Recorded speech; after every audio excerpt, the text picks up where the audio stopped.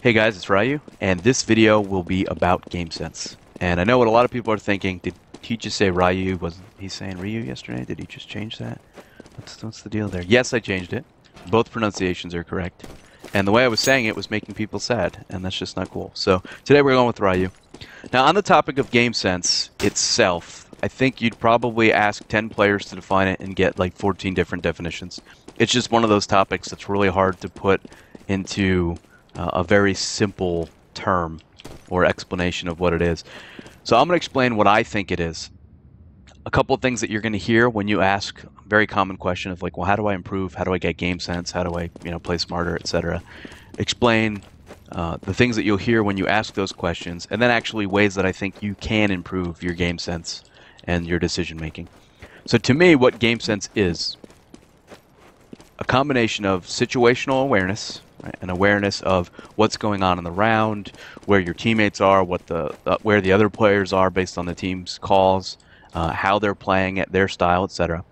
It's an understanding of the situation that you're in, taking that with all the other information available, all of your background and experience, and combining all of that information to make good decisions, avoid making bad decisions, and minimizing your mistakes, bringing your mistakes to an absolute minimum. And I will tell you that despite having what I would consider a pretty strong cerebral understanding of Counter-Strike and how it should be played and what's a good decision, what's a bad decision, despite all that, I make really bad decisions too. I think what separates the average player from players like me, from players like GetRight, the best players in the world, is the amount of mistakes that they make and the execution that they have combined with that. Meaning, if they decide to peek something and it's a good decision, they also hit the shot, right? Like, one without the other isn't too good. But when you have both, it's awesome. And I would say that, the best players in the world are going to make one or two mistakes a match, maybe, whereas the average player is probably going to make a dozen or more a half. It's one of those things that really creates a gap in the skill set and the skill ceiling too of, somebody like GetRight's way up here and the average player's way down here. Their aim may not be that different, right? You might have an amazing shot, but he's making better decisions than you every single time it comes up. He has the opportunity to, and you're making the wrong or terrible decisions. You're going to get punished every time, and the gap's going to be massive. So that's how I define it.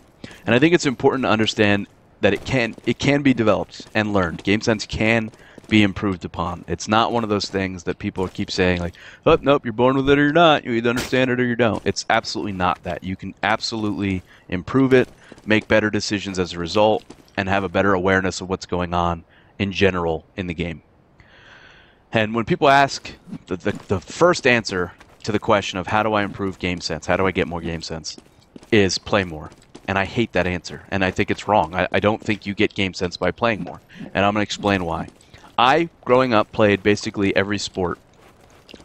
I played football, I played baseball, I played, I bowled, I played volleyball. I played a little bit of everything, and I was an exceptional athlete. So I'm going to give myself a little bit of a brag there. But in baseball, I was an all-star baseball player, right? You have a bat, and I'll pretend this Nova is my bat, right? And you swing it, right? The ball comes in, the pitch comes in, I hit it over the fence, boom, home run. But because I was a baseball player, when I go to play golf, I can't do this, this swing here. Like golf, this is up on the tee, and I'm going to swing. I can't do it, right? I want to pick the ball, throw it in the air, and then hit it like a bat. And because of that, because of my baseball background, my golf swing is offensive. Like if you were at the driving range and you saw me swing, you'd be like, oh God, like, oh dude, you're offending me. It's just the way I swing the golf club. But I have a brother who is an exceptional golfer. He shoots 70s. He's almost a scratch golfer, meaning he shoots par. And when I go to the driving range with him, he helps, and he helps me. He's like, your backswing is weird. Like change this, adjust how you're standing, where your feet are positioned, all that kind of stuff. And he helps me with the fundamentals of the game.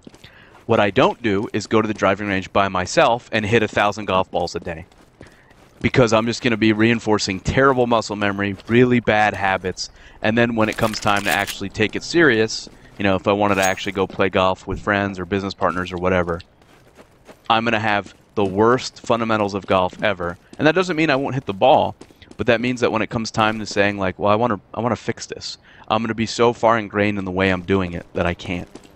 And I think that's very, very similar with CS:GO. That people just assume if I go pug, 40 hours a day, yeah, there you go. That would be impressive. 40 hours a week just playing pickup games, that I'm gonna have game sense. You're not. It doesn't work that way. If you don't take the time to analyze the decisions that you're making and understand what's a good one and what's a bad one, you're not gonna improve and you're not gonna develop game sense.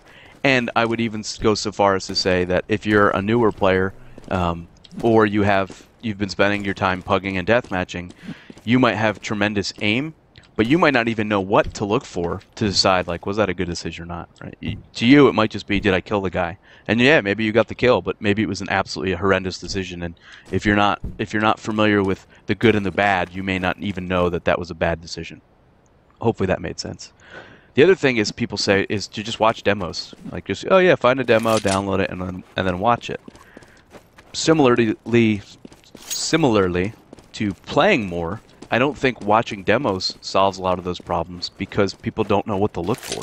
Right? Some of the videos that I did, the first couple of videos I did in this format, were about a pro player in North America that didn't know how to watch demos, like actually how to do this and load the demo. And when he watched the demo, he's like, "Oh, I didn't see any crazy setup," and then just like closed the demo. Meanwhile, there was like 15 amazing things that the other team was doing that he didn't even know to look for, to be like, "Oh wow, yeah, that was brilliant," and this is why it was brilliant. And it was just like I was looking for a miracle setup. I didn't see a miracle setup, so I closed the demo, and that's the end of it. And in the thread that spawned the idea for this video, somebody told the original poster to go and watch some demos of some other high-level teams, and the guy came back and was like, yeah, I watched it, I didn't see anything crazy, because you don't know what to look for. So just watching demos doesn't mean you're going to improve your game sense. It's something you can use, and I'll explain a little bit later as to how you can use it to start with, but just staring at a demo and looking at the screen isn't going to help. Another point that I think is really that bothers a lot of people that may either have good game sense already, or as they're improving their game sense, they go play pugs or matchmaking, and they've got they got the guy with the Nova, right? And they're like, they're posted around this corner towards the car with an op, right? It makes perfect sense. Very, very common that you'll see an op posted here, especially in high-level play, right? Usually try to flash over, force them back. Sometimes you'll smoke the corner, but it's really common that you see this angle being held, right? Where the first shots, maybe it's usually around this door. So, like he's holding here, second shot's here, third shot's here. Very, very common for the op to be holding it. And you may be holding that. Good position, right? The calls may be, hey, they're coming cat. Everything you've done has been right. And you're playing in a pug or matchmaking, and then you get some idiot that goes like this and dinks you, and then dinks you again, and then dinks you again, and you're dead. Right? It throws your aim off. You're like, why is this dude jumping around with a shotgun at long range, and how is it working? And the 2 points there are, in pugs and matchmaking, the decision-making of the other players is, generally speaking, going to be horrendous. It's going to hurt your brain if you sit there racking your brain to say, like, why would he do that? What was the thought process there? The answer is, it's because he's an idiot, and it's because there was no thought process to what that person was doing. So don't spend too much time trying to figure it out. It's just the way pugs and matchmaking are. And the second point there is, just because you made the right decision, right? The call was they're coming cat, your teammate was holding long, so you didn't have to risk, you're not at risk standing in the open here, and you're playing a really good spot. Sometimes making the right decision in the world of Counter-Strike and all the wonderful or hateful randomness that it brings, it won't work out in your favor. It's unfortunate. It's just the way that the game is, and it's sometimes there's no explanation for what happens. You're just like, okay, I was playing the right spot, holding the right angle, had the right weapon, we had the right level of map control and communication, etc. And some retard jumping around with a shotgun at long range double dinked me and I died. That's just the way it is. So don't assume that you're always going to come out on top. Now, good game sense will put you in the position to win and give you the upper hand all the time. But that doesn't mean you're going to win every round, every match, all the time. That's just the way it is. So hopefully that made sense. Let's see. What else? So I think that's a good starting point there. Let me give myself... Okay, good. Is it smoke grenade? Yes. All right. So I think there are some common things that you should know or look out for that are going to be very kind of standard, right? So let's say on this map you're playing a 3-1-1, right? You start the round with somebody over here flashing over, and you've got two teammates that take long control, right? And then you have an op mid, or let's say you're playing kind of a 3-2 where mid is open, but the player has an op this round and wants to take a pick, and the B player is just a rifle. And let's say that the other team rushes out long, right, and gets a kill and gets killed, right? So let's say the two of them come here, they get one kill, you get one kill, and he falls back, right? So we know the information the surviving player and the dead player had is there were two long, and they may already know how you're playing this. Obviously, it's really common. And then let's say that the mid player sees one person coming down mid, and maybe he hears one in tunnels, or the guy in B is calling somebody tunnels. So we know that there were two players at long, and now it's one. We know that there's one person in tunnels, lower tunnels, one person in upper tunnels, and then there's an op posted back here, okay? And the mid-op guy gets picked. The CT gets killed by the op up there. Now, it should be pretty, in your head, you should be thinking, okay, they saw our long setup, right? So they know that we had two there, and they were fighting and getting flashed, so maybe they knew there were three that way.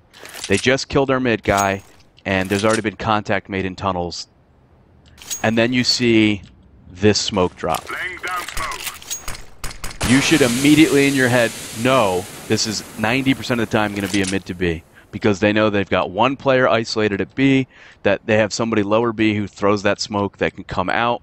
They know that their surviving players outside of that B guy are going to be at A, and if they're quick enough, they should be able to punish this guy, right? That's a common thing. You should see that all the time, especially on Dust 2, that your brain should immediately fire, and you should know, okay, this is what's going on. My situational awareness is telling me it's very likely a mid to B, and I'm the A player, maybe I need to rotate. Something like that, I think, is pretty common. And another common thing that happens on a lot of maps, let's say that you are on pistol round, or at the start of the round, you get shot in the head, and you're down to like 2 HP. You really don't want to be playing an angle like this. Right? I mean, this is a terrible angle in general, but you don't want to be playing any angle in which they can see your body and your head. If you're down at 2 HP, you want to give them a headshot only angle every single time. And the reason is simple. If you have low HP, you can't, and they hit you anywhere, right? If you're basically one shot, it's what people would usually call it. He's one shot, meaning, you know, pistol him and he's going to die. You just need to hit him once. If your HP is that low, you should know, fall back, play a headshot only angle, give them the least amount of opportunity to kill you, right? That they would need to hit a nut shot in order for you to die anyway, and that way it's maximizing your opportunity to frag. But you should also know that, you know, let's say you have 3 HP left, right? And you're like, all right, I know I should play a headshot only angle because I want to maximize my chance to get a kill and minimize their chance to kill me, right? You don't want to swing out wide with 3 HP, get shot in the leg and die. You also probably don't want to play a spot like this, right? Because what's the number one thing that happens at this site now is people bounce a freaking grenade off the pizza sign and lands here, right? So you should know common thing, low HP, fall to a headshot only angle, but don't stand somewhere that's super common to get grenaded as well, right? And that's the level of Gamesense that you can kind of evolve over time. Hopefully those examples made some sense for some of the things that are a little bit more common. And when I say common, I would define common as most players would agree this is a good decision, right? Falling to a headshot only angle when you've got 3 HP, good decision. I don't think people are going to argue that. Falling and getting ready to rotate for a mid to B when you see the mid to B smoke and all the other information I presented is available to you, probably most players are going to say, yeah, that makes sense. So learn those things. And I mean, you can go to a ton of websites, YouTube videos where they give you that type of information, the base level common items that are going to be helpful that you should, you know, write down and put as a sticky note, right? Things that eventually you'll learn and they become habit and routine. And you don't need to think about them. The other ways I think that are some of the less common stuff that you can do to improve the way you're playing and the decisions you're making and your overall game sense. First one being write down how you die. And I did a video on this probably a couple weeks, maybe a month old now. that you can go back and watch, because it's going to be a little bit more in depth than I'll explain it now. But basically, what I did for a couple matches in a row, my team was really struggling on T-sided maps. I wrote down how I died every single round, and then I saw a pattern of, like, I keep getting shot in the back. Like, I don't even have a chance to get a clean one-on-one. Why? And not going to jump super deep into the detail there, but if you're doing that and you're writing down, I got opt 7 of 15 rounds T-side dust 2 because I kept going suicide lane and the op kept picking me. Right? Very simple to say. Stop doing that. Don't do that. Smoke the door first, then flash over or something. But stop doing that, right? Because you're giving yourself no opportunity to frag at all and have any impact on the round, making that mistake. And over time, when you write these things down, you're going to look at it and say, wow, I noticed that I keep dying because I keep getting flashed, right? If you're getting flashed and then killed immediately, probably need to change your position. Or if you're lucky, it'll say, I took a one-on-one, 15 straight rounds. If you've lost all 15, you need to go deathmatch because your aim is obviously not good enough. But if you took a 1v1, you took a clean gun battle, T-side, every single round, you're doing the right things, and it's going to be your aim that determines your success there.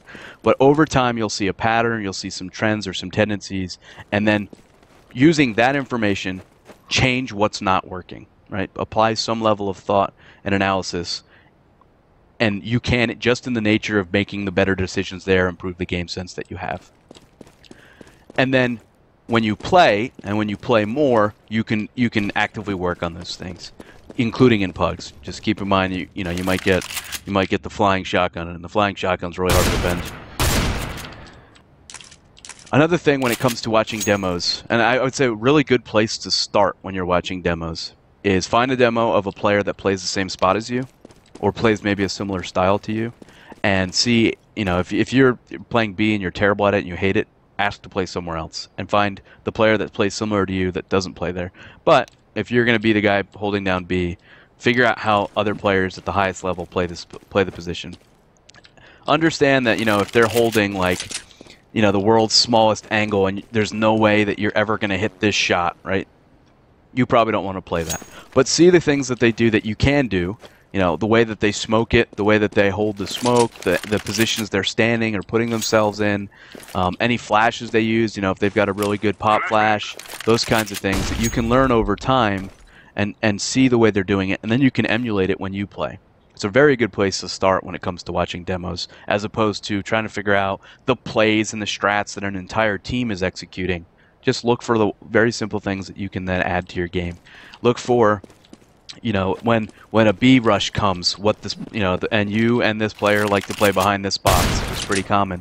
See what, a player like Forrest does, and then try to do those things, right? Like, they might be pushing, and he might just drop a smoke here, right? Or he might pop flash and peek out, or he might hold here to take a one-on-one and then come back this way. Just try to figure out what it is they do that's making them successful in that position, and apply that to your own game. It's a very, very easy way to watch somebody else that has gone through that learning process and kind of steal their intelligence, if you will. And then the last point that I'll make on this excessively long video is, don't be afraid to ask for help. And if you're very serious about playing this game at a high level, there are a lot of really good resources and a lot of really good people that give lessons. I'm not saying this because I give lessons, because I don't. But I think it's important to know that there are other people in the community that do this, right? And then they're probably going to be more of the full-time type players, that if you find someone that plays a similar position to you, or maybe you like the way that they explain things and the way they communicate, and you feel like you can learn a lot, spend the money and invest in yourself.